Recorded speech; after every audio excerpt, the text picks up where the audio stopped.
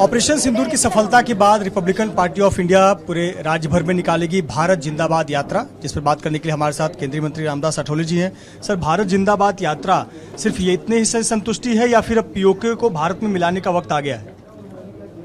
मुझे लगता है कि भारत जिंदाबाद यात्रा रिपब्लिकन पार्टी ऑफ इंडिया की तरफ से निकाल कर वहाँ दलित है, आरपीआई की जो हमारी लोग है, ऐसे लोगों को इकट्ठा करके हमारे भारत की ताकत मजबूत है।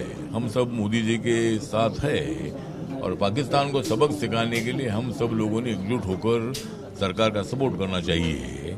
इस भावना से भारत जिंदाबाद यात्रा का आयोजन किया है। थोड़ा लेट हमने जो शुरू किया है बात ठीक है, लेकिन 22 तारीख के बाद हर देश भर में और महाराष्ट्र में हर जिले में, तहसील में इसी तरह का भारत यात्रा का आयोजन होगा। तिरंगा झंडा लेकर हमारे कार्यकर्ता 200, 500, 1000, 2000 कार्यकर्ता इकट्ठा कर ऐसा एक भारत जिंदाबाद यात्रा निकालेगी और लोगों को एक मजबूत करने के लिए इस भारत जिंदाबाद यात्रा का आयोजन किया है। आपने संसद भवन में कहा था कि पीओके को भारत में शामिल करना चाहिए, भारत को इसके लिए एक आर पार की लड़ाई लड़ने की जरूरत हो तो वो भी करना चाहिए। हाँ, मैंने संसद में बहुत बार बोला था कि भाई पीओके यही मतलब आतंकवाद की जड़ है। पीओके में आतंकवादियों को ट्रेनिंग दिया जाता है और इसीलिए मतलब अपने बार बार वहाँ से लोग अपने इंडिया में आकर हमले होते हैं। इसीलिए पीओके को ताबे में लेना चाहिए और मैंने पार्लियामेंट में मांग किया था। अभी मेरी मांग है कि पीओके अपने ताबे में लेने के लिए आर पार की लड़ाई होनी चाहिए और बहुत जल्द उसी तरह की लड़ाई हो सकती है और पीओके अपने ताबे में आ सकता है। आप कह रहे हैं कि ऑपरेशन सिंदूर सिर्फ अभी एक झांकी है, बड़ी लड़ाई होनी बाकी है।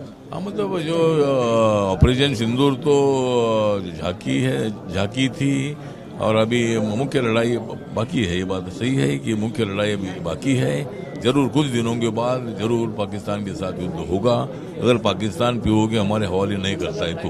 मल्लिकार्जुन खड़गे साहब कर रहे हैं तो ये तो बहुत छुटपुट लड़ाई थी और स्वामी प्रसाद मौर्य कर रहे हैं कि ये पॉलिटिकल स्टंट है। नहीं, मुझे लगता है कि पॉलिटिकल स्टंट का बिल्कुल विषय नहीं, इसमें पॉलिटिकल स्टंट का कोई विषय नहीं है। और ये छुटपुट की लड़ाई की बात सही है, ये लड़ाई छुट्टी थी, मतलब एक दिन की थी कि भाई एक दिन में वहाँ आतंकवादियों के अड्डे उद्ध्वस्त किए थे और पाकिस्तान को बड़ा चैलेंज दिया था। तो अभी युद्ध बाकी है, बाद में खड़गे साहब को दिखाई देगा कि भाई बाद में युद्ध कितना बड़ा होता है। अठौले साहब, एक मेरा आखिरी सवाल, पाकिस्तान के 9 आतंकी ठिकाने ध्वस्त हो गए, उनके 12 एयरबेस तबाह हो गए, उनके 100 से ज़्यादा आतंकवादी मारे गए, उनके सेना के 30 से अधिक जवान मारे गए, तो भी वहाँ के जो आसिफ मुनीर हैं सेना प्रमुख, उनको फील्ड मार्शल बना दिया गया। ये हारने के बाद कौन सा उपाधि दिया गया उन्हें?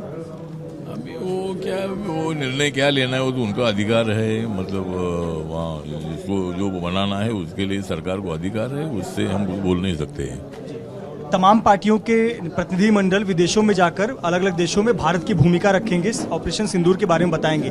रिपब्लिकन पार्टी ऑफ इंडिया की तरफ से शामिल नहीं किया गया, इसको लेकर आप कुछ कहना चाहेंगे? मुझे लगता है कि मैं मिनिस्टर हूँ, जो मेंबर ऑफ पार्लियामेंट है उनको बाहर भेजा गया है और मेरे ऊपर भारत के तमाम राज्यों में जाकर लोगों को समझाने की जिम्मेदारी दी है। मैं बाहर जाकर मैं वहाँ बोलने के लिए सभी पार्टी के जो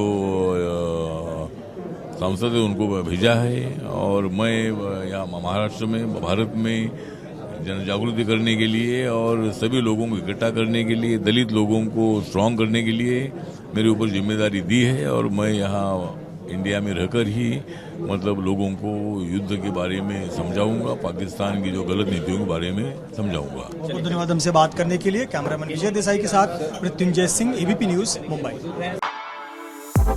For exclusive and insightful videos, subscribe to our new channel ABP Live Premium.